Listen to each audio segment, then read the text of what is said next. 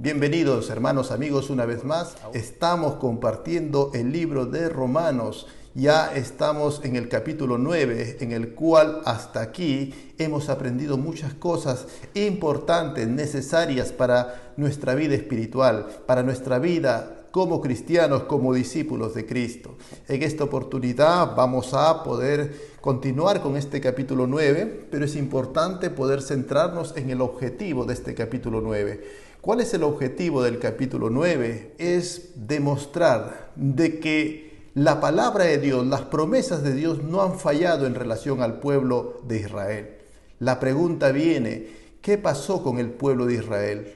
¿Qué pasó con Israel? ¿Por qué no cree Israel? ¿Por qué ha rechazado? Aún la nación entera como nación ha rechazado a Cristo, a Jesús, el Mesías. Y gran parte, la gran mayoría de los israelitas se están perdiendo. No son salvos. ¿Por qué? ¿Qué es eso? ¿Por qué pasó eso?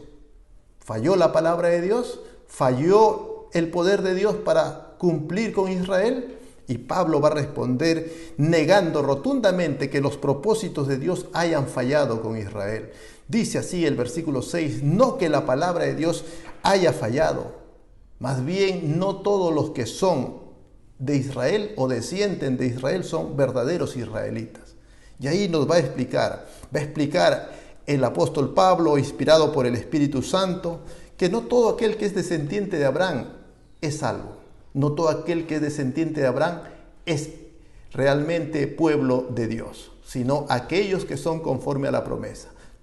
Abraham tuvo muchos hijos, tuvo a Ismael y luego a otros hijos más, luego que murió Sara. Pero solamente en Isaac estaba la promesa de redención, de salvación, todas las promesas abrámicas. Y pone el ejemplo de Jacob y Esaú.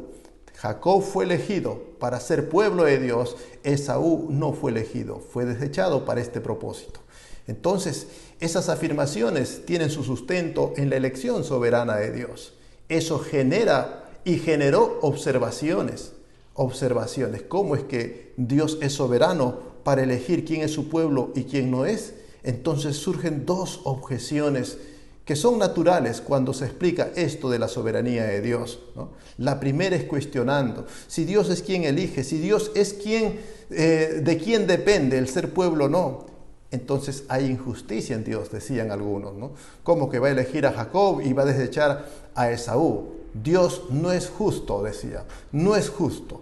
Pero Dios va a través de su palabra, Dios va a explicarnos, y aquellos que tienen dudas dentro de los lectores de la carta, que cuando Dios escoge a Jacob, no está haciendo ninguna injusticia. El escoger a Jacob es un acto de misericordia. Y ha puesto el ejemplo de Moisés en el desierto, cuando Israel pecó con el becerro de oro. Moisés ora e intercede por el pueblo, Dios le da una oportunidad más y Dios va a mostrar su gloria. ¿Cómo la mostraría? Haciendo misericordia. Dios, cuando hace misericordia del pecador, Dios muestra su gloria. Entonces, cuando Dios en el desierto eligió hacer misericordia con los israelitas, que fueron salvados de la destrucción de la muerte, no fue un acto de injusticia. Todos merecían la muerte. Todo el pueblo que pecó merecía ser destruido. Pero Dios hizo misericordia y salvó un remanente. Entonces, de la misma manera, cuando Dios eligió a Jacob, no hizo injusticia. Tanto Jacob como Esaú merecían una justa condenación, pero Dios hizo misericordia con Jacob.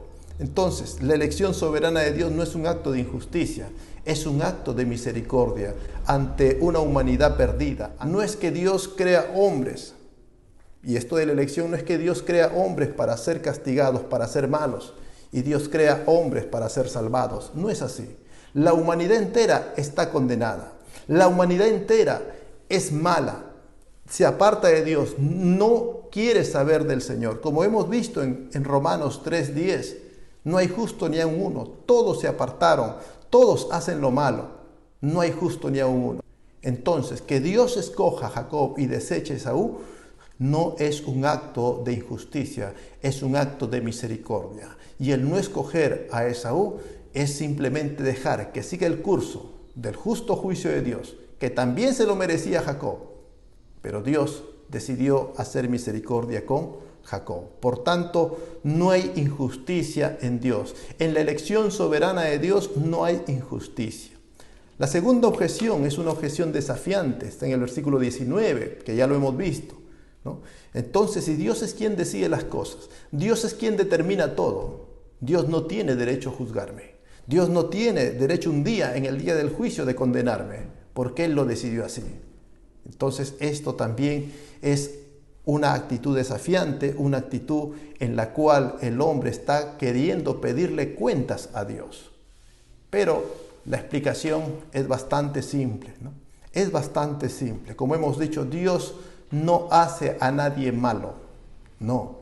Dios trata con una humanidad ya mala por causa del pecado. Una humanidad perversa que aborrece a Dios.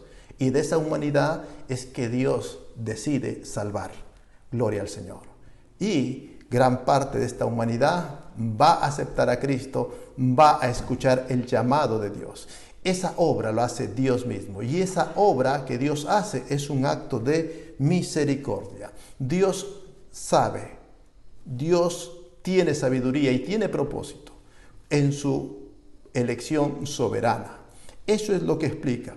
Y hasta aquí pone bien en claro el apóstol Pablo que es la soberanía de Dios quien tiene control absoluto sobre toda la creación y sobre todos los seres humanos.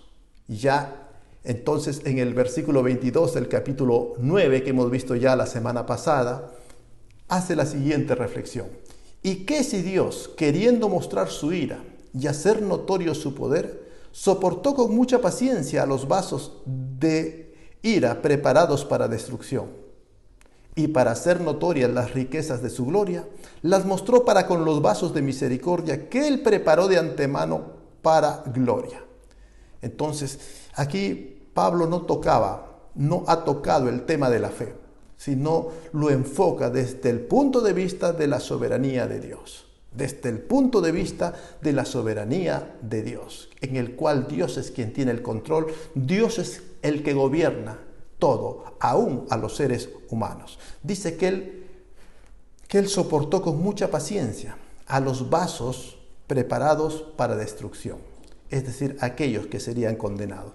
Dios soportó con mucha paciencia al faraón, Dios soportó con mucha paciencia a cuántos hombres que negarían a Cristo, que rechazarían a Cristo, ¿no? ¿Por qué? Dice que aún en estas personas que rechazan a Cristo, en los cuales Dios soporta, ¿para qué? Para un día, cuando Él muestre su juicio, sea justo en sus juicios. No quede duda, mejor dicho, no quede duda de que Dios es justo cuando juzga. Claro, aquí lo resume desde el punto de la soberanía de Dios, pero desde el punto de la responsabilidad humana.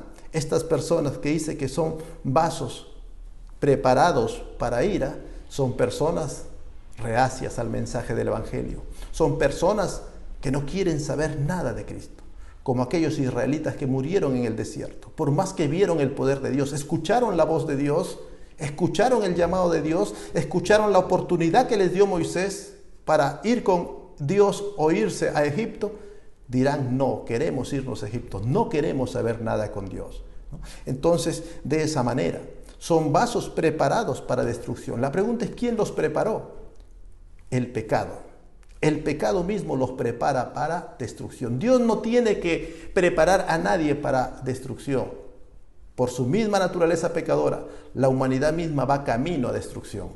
Simplemente, como hemos visto en el capítulo 1 de Romanos, cuando habla de la culpabilidad del hombre, el justo juicio de Dios, que cuando los hombres constantemente están rechazando la revelación de Dios, Dios los entrega a sus deseos y pasiones, ¿no? Los entrega a su corazón pecaminoso, es decir, los deja que sigan el curso natural que les dicta ese corazón pecaminoso. Por tanto, Dios no hace a nadie malo. Dios no prepara a seres humanos malos. Los seres humanos son preparados por causa de su mismo pecado. Si Dios tiene que intervenir, interviene para cambiar el corazón, para transformar el corazón a través de su Espíritu Santo, a través de la palabra revelada al ser humano. Por eso dice en el versículo 23, y para hacer notorias las riquezas de su gloria, las mostró para con los vasos de misericordia. Hay vasos de misericordia que Él preparó de antemano para gloria. Los vasos de misericordia. Cuando Dios quiere hacer misericordia con la humanidad, Él tiene que intervenir. Por eso dice la palabra de Dios que cuando el Espíritu Santo venga, convencerá al mundo de pecado, justicia y juicio. Nadie puede venir a mí si el Padre no lo trae, dice Cristo. Por tanto, cuando un ser humano se interesa por las cosas de Dios, cuando un ser humano busca a Dios, es porque Dios está tocando su corazón. Dios está obrando y esa persona está siendo sensible a la voz de Dios. Esto es desde el punto de vista de la soberanía de Dios. Esto es desde el punto de vista que Dios tiene control sobre todas las cosas. No toca la fe aquí, no toca la actitud del hombre, que cuando vamos a ver desde el punto de vista de lo que es la responsabilidad humana, que sí lo vamos a ver en el capítulo 10, va a enfocar desde ese punto de vista. Entonces, los que forman parte del pueblo de Dios, los que forman parte de ese gran pueblo que son los hijos de Dios, es por una intervención soberana de Dios que Él prepara de antemano. Aquellos rebeldes y que siguen sus propios caminos son preparados para destrucción por el pecado mismo y porque siguen los deseos de su corazón. Dios no tiene que intervenir ahí, simplemente Dios deja que la humanidad siga el curso de sus deseos malvados del corazón. Y ahora vamos a ver ya otro punto importante que corresponde al día de hoy, desde el versículo 24 hasta el final ya de este capítulo 9. Vamos a ver en un primer momento acerca del remanente de Israel, ya culminando la explicación de que Dios no ha fallado con Israel, sino al contrario, Dios ha cumplido sus promesas y ha sido muy misericordioso con Israel, ¿no? Dice así, ¿no? Hablando de estos vasos de misericordia que Dios preparó de antemano para su gloria, el versículo 24 lo dice así, escucha atentamente, Romanos 9, 24. A los cuales también ha llamado, esto es a nosotros, no solo de los judíos, sino también de los gentiles. Entonces, esos vasos de misericordia que Dios ha preparado no solo ha sido en Israel, de los judíos, sino también a los gentiles, ¿no? De esa manera. Ya en el versículo 25 va a volver nuevamente, ¿no? Va a volver nuevamente al caso de Israel, porque la explicación es esa, que Dios no ha fallado con Israel. Explicar el caso de Israel. Por eso va ya en el versículo 25 a decir lo siguiente. Versículo 25 y 26 dice así, como también en Oseas dice, llamaré pueblo mío al que no era mi pueblo, y a la no amada, amada. Y en el lugar donde se les dijo, vosotros no sois pueblo mío, allí serán llamados hijos del Dios viviente. Para explicar el asunto de Israel, para culminar ya la explicación de por qué Dios no ha fallado en sus planes, por qué la palabra de Dios no ha fallado con Israel, explica lo siguiente. Habla el caso del profeta Oseas. Oseas habla y profetiza acerca de lo que es el pueblo de Israel, las 10 tribus. Los que tenemos ya un conocimiento de lo que es la historia de Israel, por eso es importante conocer la historia básica del pueblo de Israel. Después del rey Salomón, cuando todavía el pueblo de Israel, las 12 tribus eran una nación unida, ocurre con el hijo de Salomón, Roboam, ocurre la división del reino. Al norte 10 tribus con su capital Samaria, y al sur la tribu de Judá y Benjamín con su capital Jerusalén. Desde ahí la historia viene dividida, 2 pueblos, historias paralelas de 2 pueblos, el pueblo de Israel, las 10 tribus, y el pueblo de Judá con 2 tribus. Dios trató con ambas naciones, con la nación del norte o aquella que se llamó Israel, Dios mandó profetas para que enderezaran sus caminos. Esta nación se apartó tremendamente del camino de Dios, de las leyes de Dios. El profeta Oseas fue un profeta del norte, de Israel, de las 10 tribus. Y él profetizó y advirtió a la nación de Israel. Y aún, pues, advirtió de sus juicios. que Dios desecharía a Israel si no se arrepentían de sus pecados, si no volvían a Jehová. Aún Dios desechó al Israel del norte, ¿no?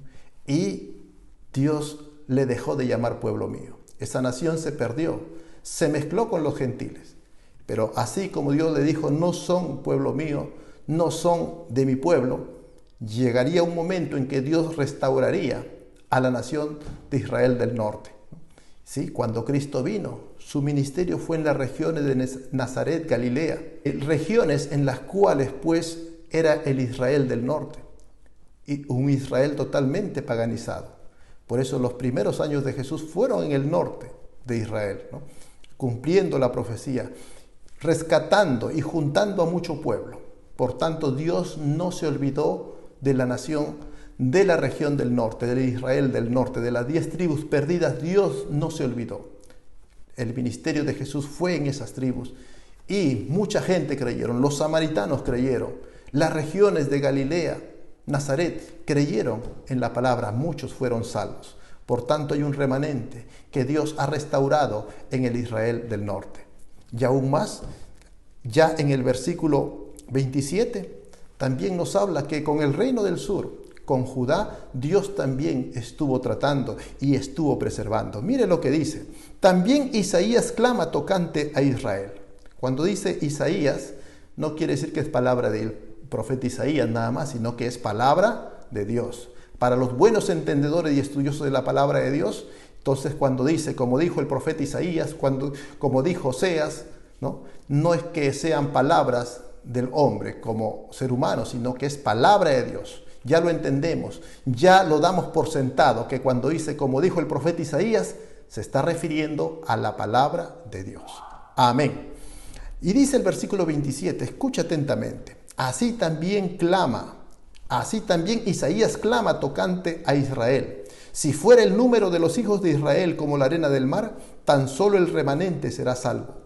Porque el Señor ejecutará su sentencia sobre la tierra en justicia y con prontitud. Y como antes dijo Isaías, si el Señor de los ejércitos no nos hubiera dejado descendencia, como Sodoma habríamos venido a ser, y a Gomorra seríamos semejantes. El profeta Isaías fue un profeta del sur, de Judá. ¿Sí? Su ministerio fue en el reino de Judá. Judá también se apartó del camino del Señor. También se apartó de la adoración al único Dios verdadero. Pero Dios, a pesar de que este pueblo fue infiel, Dios siguió guardando un remanente. Por eso dice, si bien la promesa para Abraham, que serían sus hijos como la arena del mar, pero de esa arena del mar solamente el remanente sería salvo. Un grupo pequeño al cual Dios tiene misericordia y llama, y escuchan y obedecen y vienen a Él, ¿no? Entonces, Dios, por más que los hijos de Israel, por más que la nación de Israel sea numerosa, solamente el verdadero Israel, solamente el remanente será salvo. Gloria a Dios. Entonces, esto de que Dios haya fallado con el pueblo de Israel no es cierto. Dios siempre tuvo un remanente, Dios siempre se ocupó del pueblo de Israel, restaurando. Ya en el tiempo de la iglesia vemos que el evangelio fue predicado en Jerusalén, en Samaria y hasta lo último de la tierra. La iglesia se unificó en una. De ser en Jerusalén, en el pueblo de los judíos, también se adicionó la iglesia de Samaria. En el libro de los Hechos vemos eso. Y luego la iglesia se hace una con los gentiles. Por tanto, Dios jamás abandonó a Israel. Jamás fallaron las promesas para Israel. Dios jamás falló en sus propósitos con el pueblo de Israel. Dios siempre tuvo un remanente al cual estuvo siempre Dios guiando y guardando, ¿no? ¿Y qué pasó entonces? Y ahora ya nos va a explicar, ¿no?, en qué falló Israel. Leemos ahora el versículo 30. Dice así, escucha atentamente. ¿Qué pues diremos? Que los gentiles que no iban tras la justicia han alcanzado la justicia, es decir, la justicia que es por la fe. Mas Israel, que iba tras la ley de justicia, ¿no la alcanzó? ¿Por qué? Porque iban tras ella no por fe, sino como por obras de la ley. Pues tropezaron en la piedra de tropiezo, como está escrito: he aquí pongo en Sión piedra de tropiezo y roca de caída, y el que creyere en él no será avergonzado. Ya en el versículo 30 para adelante, pues, nos explica cuál fue el problema de Israel. El problema fue que ellos iban tras la ley por obras, es decir, queriendo ganarse su salvación, no con fe. Pusieron sus ojos, pusieron su confianza en los ritos, en las cosas externas, en la simbología de la ley, de los sacrificios, pero no vio el significado de esos símbolos, de los sacrificios de animales, de todas las ceremonias de adoración que apuntaban a Cristo, que apuntaban al Mesías. No vieron toda esa historia rica en el desierto, cuando Dios les dio el pan del cielo, les dio el agua de la peña de Horeb. Ellos debieron haber visto a Cristo. Cuando Cristo vino y se manifestó, debieron haber conocido que ese pan del cielo era Cristo.